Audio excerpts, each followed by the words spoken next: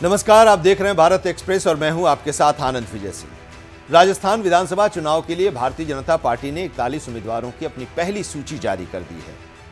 अब तक की लिस्ट में 7 सांसदों को भी बीजेपी ने उम्मीदवार बनाया है और यही वजह है कि पहली लिस्ट जारी होने के बाद टिकट कटने वाले नेताओं का विरोध अब चरम पर आ गया है। मुख्यमंत्री अशोक गहलोत भी तंज कस रहे हैं और उन्होंने कहा कि पहली लिस्ट में बीजेपी के बड़े नेता और विधानसभा में नेता प्रतिपक्ष राजेंद्र राठौर का नाम ही नहीं है। सूत्रों के मुताबिक पहली लिस्ट में विधानसभा में नेता प्रतिपक्ष राजेंद्र राठौर का नाम था, जिन्हें विद्याधर नगर से पार्टी ने उम्मीदवार बनाने की तैयारी कर ली थी। लेकिन अब दिया कुमारी को सिविल लाइन के बदले विद्याधर नगर विधानसभा क्षेत्र से लड़ाने का पार्टी ने फैसला कर लिया और यही वजह है कि इस पूरे मामले को लेकर अब सियासत शुरू हो गई है। दिया कुमारी वर्तमान में राजसमंद से सांसद हैं। वो सिविल लाइन क्षेत्र से चुनाव लड़ना चाहती थीं, लेकिन सिविल लाइंस में पार्टी वहां पर कांग्रेस के प्रताप सिंह खाचरियावास को सबसे दमदार उम्मीदवार मानती है और यही वजह है कि उन्होंने बीजेपी आलाकमान तक अपनी बात पहुंचाई और दिल्ली में बीजेपी के बड़े नेताओं से मुलाकात कर दिया कुमारी विद्याधर नगर जैसी सेफ सीट से चुनाव लड़ने की इच्छा उन्होंने व्यक्त की। इसके बाद आलाकमान ने दिया कुमारी की बात मान ली तो बीजेपी के नेता राजेंद्र राठौर का विद्याधर नगर सीट से नाम कट गया। वहीं राजेंद्र राठौर विद्याधर नगर की सेफ सीट से चुनाव लड़ना चाहते थे। अब बीजेपी के इतने बड़े नेता राजेंद्र राठौर, जिनका पहली लिस्ट में नाम नहीं आया और उनके नाम हटवाने और दिया कुमारी का अचानक से कद बढ़ने जैसी बातें करने लगे हैं।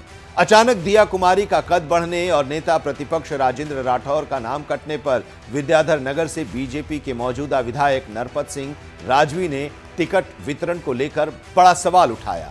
उन्होंने कहा कि मुगलों के आगे घुटने टेकने वालों को टिकट दिया है, ये ठीक नहीं है।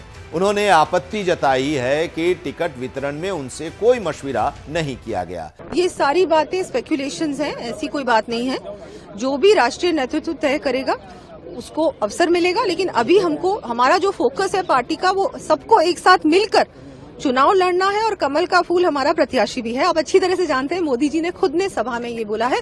बहुत मैं आभारी हूँ हमारे नेतृत्व की कि मैं क्योंकि महिला हूँ और मुझे भी अवसर मिला, जयपुर से अवसर मिला और मुझे लगता है कि एक इतना बड़ा काम जो हमारे प्रधानमंत्री जी ने और केंद्रीय नेतृत्व में किया है कि हमारा जो अधिकार दिया है महिला को, जो 33% रिजर्वेशन हमारी बहनों को मिला है, उससे हम महिला सशक्तिकरण में बहुत मील का पत्थर साबित होगा।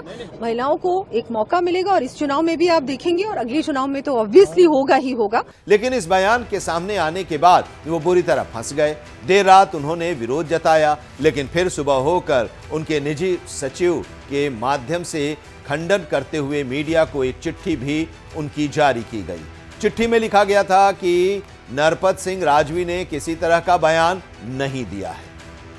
तो फिलहाल पहली लिस्ट जो जारी हुई है उसको लेकर अब सियासत भी चल रही है। जिन लोगों के टिकट कटे हैं वो लोग अब इस पर अपना ऐतराज जता रहे हैं, विरोध कर रहे हैं। कुछ लोग खुलकर विरोध कर रहे हैं, कुछ लोग दबी जुबान से विरोध कर रहे हैं। बहरहाल अब बाकी सीटों के लिए भी जो उम्मीदवारों की सूची जारी होनी है उस पर सबकी निगाहें टिकी हुई हैं।